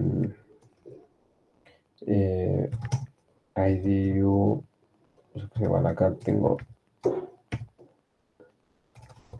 por ejemplo, fíjense, el ID del usuario root, que es el usuario privilegiado, el admin del sistema, tiene el ID 0. ¿Sí? Por ejemplo, si tuviésemos otro usuario, acuérdense que Linux es un sistema multiusuario, ¿sí? Ustedes pueden tener varios usuarios logueados al sistema. ¿Sí? Entonces, ustedes conociendo el ID del usuario, podrían cambiar los permisos para que ese archivo tenga ese nuevo owner. Bueno, pero en realidad lo importante es la cuestión de errores. El comando de change owner va a tener un valor de retorno, ¿sí? Y puede fallar, fíjense, tenemos acá la variable erno, ¿sí? Y nosotros vamos a tener distintos códigos de error, ¿sí? La función esta puede fallar de un montón de formas, fíjense. Puede fallar porque no hay permiso, porque es un archivo read-only, porque el filename es too long, fíjense, porque no es un no sé, nota directorio, fíjense todos los errores estos genéricos por los que puede fallar un archivo. Fíjense que a estos cases le falta el break, ¿sí? Fíjense que son todos iguales. ¿Qué quiere decir esto? Que cualquiera de estos cases se va a terminar ejecutando este código. Entonces, ¿qué quiere decir? Que bueno, en este caso, esta syscall, cuando tiene un error, y sea cualquiera de estos errores, se va a terminar gestionando de esta misma forma, que es imprimir, no sé, error cambiando el ownership del archivo.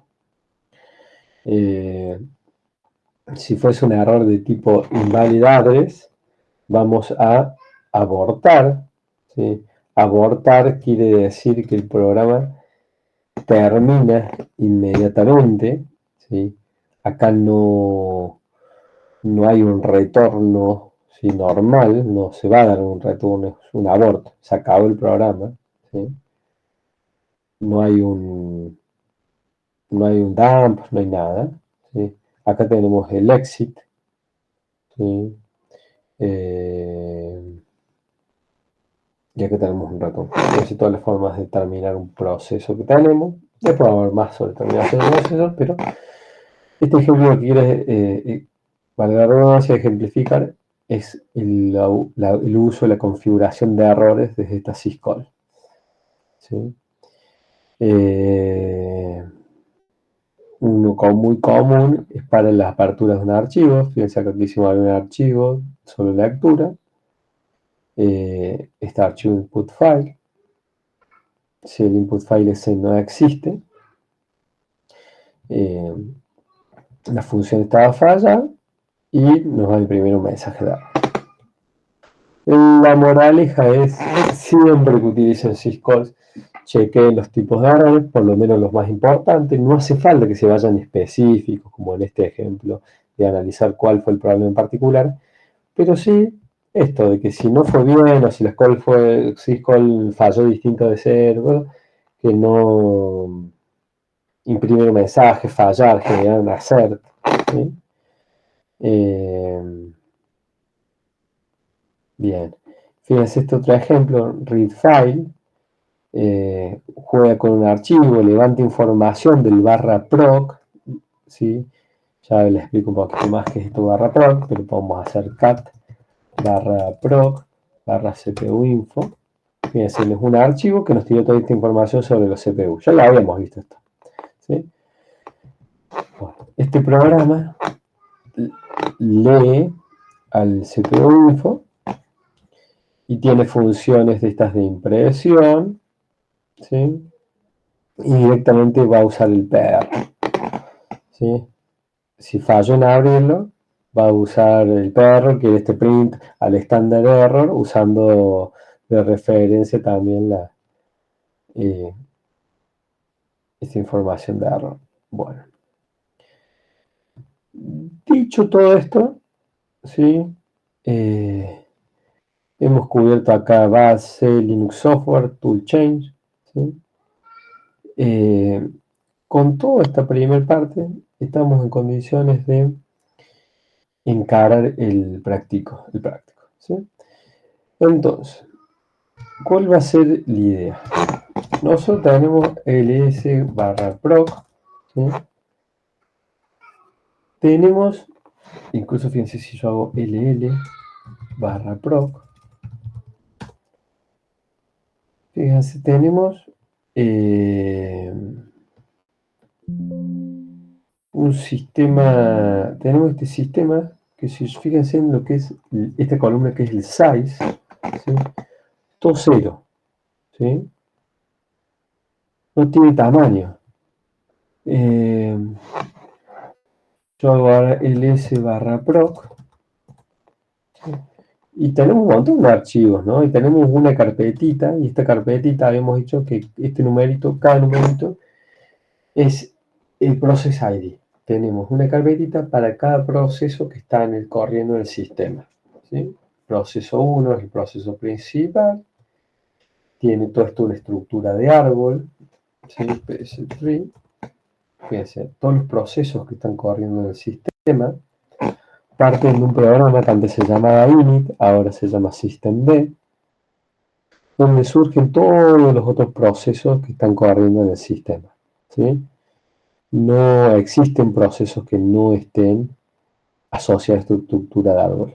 Puede ser un proceso que no tenga relación con nada, bueno, ese proceso puede ser que va a tener como papá, como proceso padre, al proceso 1. Pero todos los procesos están asociados a este árbol de proceso, ¿sí? Eso lo hice con ps-tree. El ps es un comando para imprimir los procesos, ps-tree nos va a tirar el árbol. Entonces, volvámonos al ls/proc, ¿sí? Incluso, si no me equivoco, podríamos hacer manproc, ¿sí? Fíjense lo que dice acá. Process Information Pseudo File System. ¿Por qué es un pseudo file system?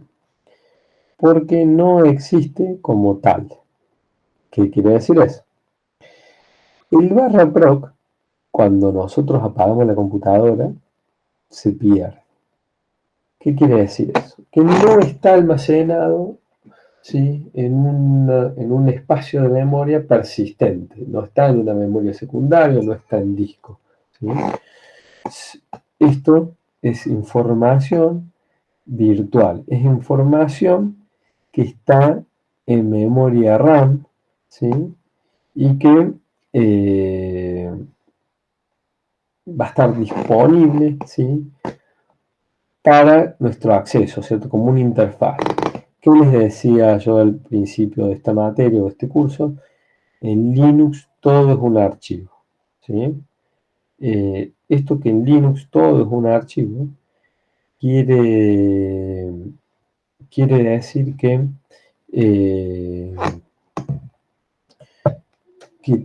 la implementación en este caso es que el kernel tiene un montón de información de monitoreo del sistema, ¿sí? Información del sistema, por supuesto la podemos usar para monitoreo, pero información del sistema que nos pone a disposición, ¿cierto? Y esa información no está almacenada, es información que se puede generar en el momento, ¿sí? Y para que nosotros tengamos acceso a esa información de una forma cómoda, utiliza como interfaz la interfaz de archivo, la interfaz de file system, ¿sí? Pero por eso el concepto de un pseudo file system o una unidad virtual, ¿sí? Esto está en RAM, que es un poco lo que dice acá, ¿cierto? Es una interfaz al kernel, ¿sí? Las estructuras de todo el kernel. En general se monta en este espacio, en barra prog, nosotros podemos poner en otro lado, ¿sí? Quiere decir que dice que está montado automáticamente por el sistema. En general son solo de read-only. Algunos archivos que son de escritura simplemente son como una interfaz para que podamos hacer cambio de parámetros del kernel, ¿sí? Y tenemos un montón de carpetas, y acá está la explicación de qué hay en esas carpetas y qué hay en esos archivos. Fíjense. Cómo interpretar esa info, cómo leerla, de qué hay acá, ¿sí? Entonces, por ejemplo, vimos ya el CPU info, que está por acá, acá. CPU info, ¿sí? Podríamos ver mom info, perdón, mom barra proc mem info, ¿sí? Toda información total del sistema, cuánto está libre, cuánto estamos usando para caché, no sé, activo, todo un montón de parámetros de memoria. Podemos ver, a ver, ¿qué nos podemos? Información referida a interrupciones, input, output, mem,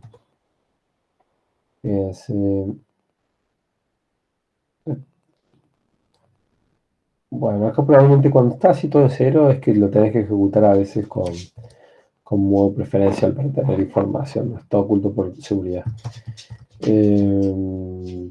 Hagamos, por ejemplo, cuál otro puede ser así, el uptime, el version, ¿sí?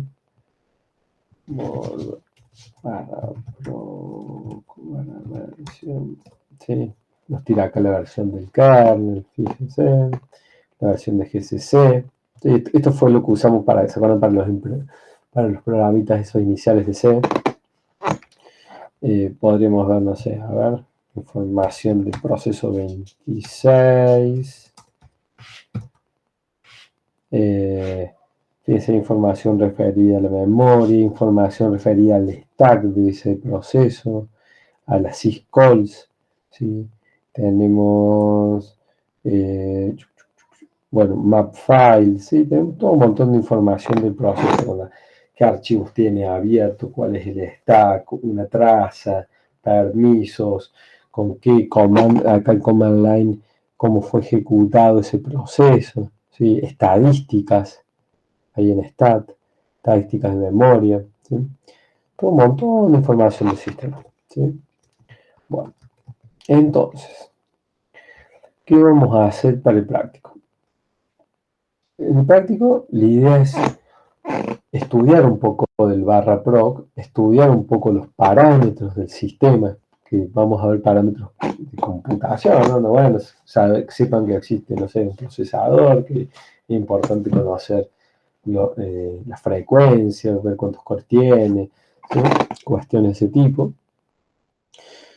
A eso vamos a hacer un programa en C, ¿sí? Que nos permite obtener información de lo que tenemos ahí en barra proc, ¿sí? Por ejemplo, si yo corro un programa uptime, este programa uptime es un programa, fíjense, which time, un programa que está en user bin, ¿sí? Que va a utilizar al sproc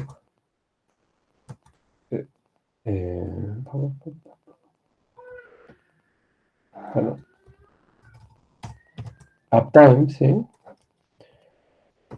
Para obtener información de la fecha del arranque del sistema, ¿sí? Acá esto es un offset respecto a una fecha fija, entonces el programa uptime lo que va a hacer es es procesar eso para imprimirnos de esta forma o acceder a otros archivos de barra proc, ¿sí? Entonces, nosotros haríamos un programita parecido al uptime que nos va a dar información que queremos, ¿sí? Con esa información que tenemos, la vamos a conectar a un programa que se llama Prometheus, ¿sí? Este programa Prometheus, ¿sí? Lo que hace es, fíjense que es un programa open source, ¿sí? Que es para monitoreo del sistema, ¿sí? Y generar alertas. Básicamente, nuestro programa en C se va a conectar a este Prometheus, ¿sí? Este Prometheus es un servidor, nos va a terminar creando como una paginita web, donde va a poner todos los datos que nuestro programa en C levanta del barra proc, ¿sí? Y vamos a hacer otro pasito extra, que es conectar Prometheus, ¿sí? Que va a haber levantado los datos de nuestras métricas, de nuestro programa que nos da métricas. Por ejemplo, que corramos el consumo de CPU cada 2 segundos, cada 3 segundos, va actualizando. Y a los datos los vamos a conectar entre Prometheus con una herramienta que se llama Grafana, ¿sí? Que Grafana nos permite la visualización de datos, ¿sí? Entonces, vamos a tener acá a la izquierda, nuestro programa en C, que va a levantar los datos del barra proc. A eso lo vamos a conectar con Prometheus, y Prometheus lo vamos a conectar con Grafana, ¿sí? ¿Cómo vamos a conectar entre Prometheus y nuestro código de programa en C? Muy sencillo.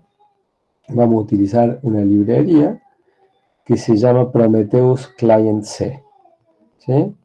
Esta librería, fíjense, con la librería libprom, nos va a permitir hacer un programita en C, ¿sí? O sea, nosotros vamos a hacer otro programita en C que levantaba las métricas del sistema operativo con el barra proc. Vamos a conectarnos con esta librería y nos va a permitir exportar los datos a Prometheus, ¿sí?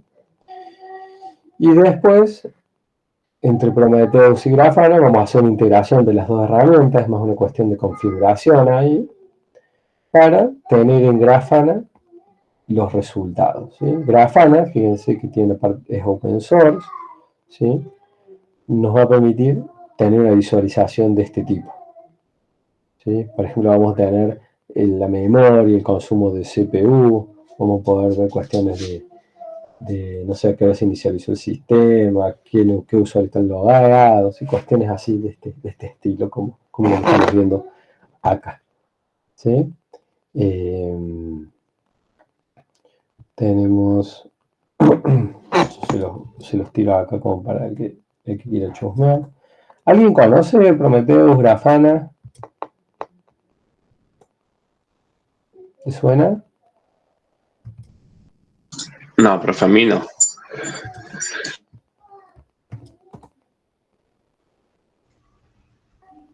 Sí. Profe, disculpe, ¿qué librería dijo que había que usar? Acá está, acá la propiedad se llama Prometheus Client C, ¿sí? Todo esto, por supuesto, que le estoy diciendo, le voy a pasar yo la consigna clara, ¿sí? Yo acá tengo, le voy a pasar a ustedes la consigna, bien clara, con todos los pasos, ¿sí? De este System Monitor que vamos a hacer. Fíjense, es que vamos a tener conocimientos básicos en C, ¿cierto? Vamos a manejar lectura de archivos y manejo de C, ¿sí? Fíjense que los programitas que hemos visto acá por ejemplo, de hacer fíjense este nos permitiría abrir el barra proc barra CPU info, ¿sí? Le faltaría la parte de filtrar la información específica que queremos de ese archivo, pero ya tienen bastante hecho.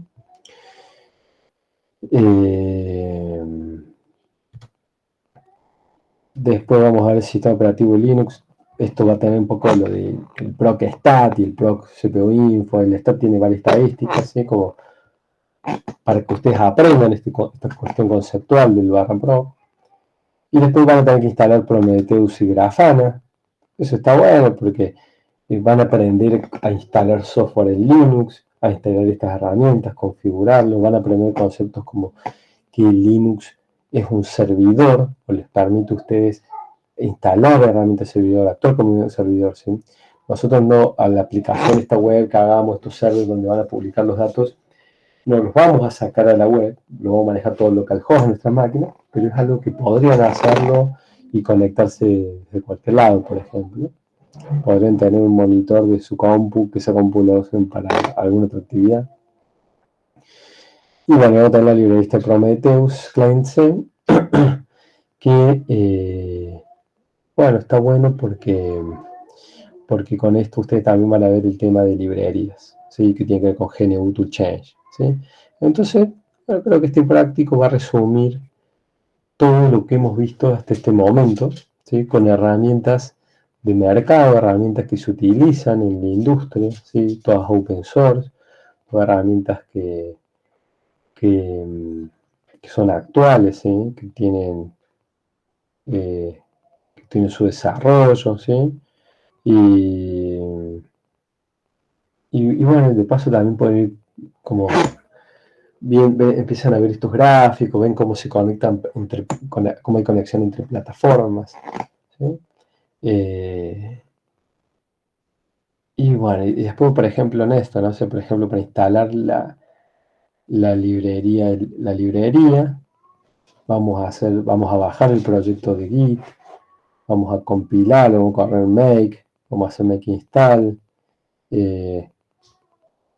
para consumir por ejemplo, el barra stack o el barra CPU, programita en C que levante esos datos, ¿sí? Bueno, vamos a ver, yo les voy a pasar la consigna después. Esto lo tengo que cargar en GitHub, como tengo ahí con el Gaby, para que ustedes puedan hacer con el Git Classroom. Pero básicamente esto es lo que van a tener que hacer, ¿sí? En este año es como que vamos a hacer más foco en tener todo este ecosistema de herramientas, ¿sí? Es básicamente lo que tenemos acá, ¿sí? Con Prometheus, Grafana, y va a venir acá la parte que nos va a dar las métricas, va a ser probablemente esté en C con la librería de Prometheus, ¿sí?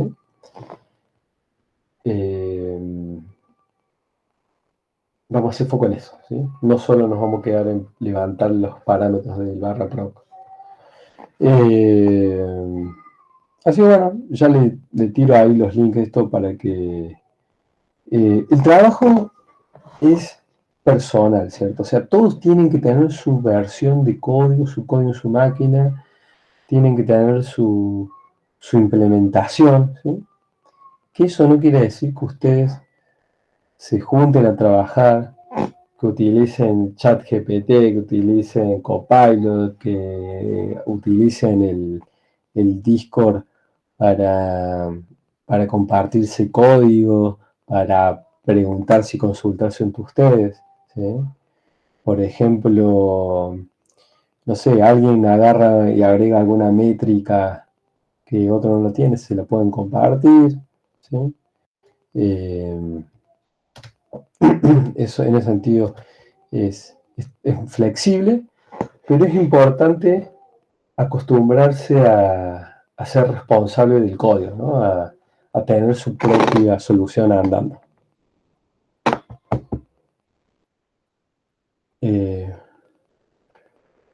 Bueno, genial. Bueno, yo acá les tiré estos links, ahora los voy a tirar también, se los tiro ahí en Discord, o sea, donde usted puede tirar, a ver, lo tiro ya mismo. Y después les voy a pasar, a ver cómo renderizo todos los links. Sí, y después le cargo la consigna bien prolija con Git Classroom, ahí con el Gaby, y empezamos a avanzar con eso, ¿sí? El que quiere ya puede ir instalando estas herramientas. Bueno, son las 5, yo los tengo que abandonar, pero si tienen alguna pregunta o algo, voy a estar atento acá al Discord, lo sigamos por acá, ¿sí? Ok, gracias, profe. ¿Somos? Nada, profe. Nada, Bueno, buen viernes. buen fin de chicos, suerte. Chao, chao.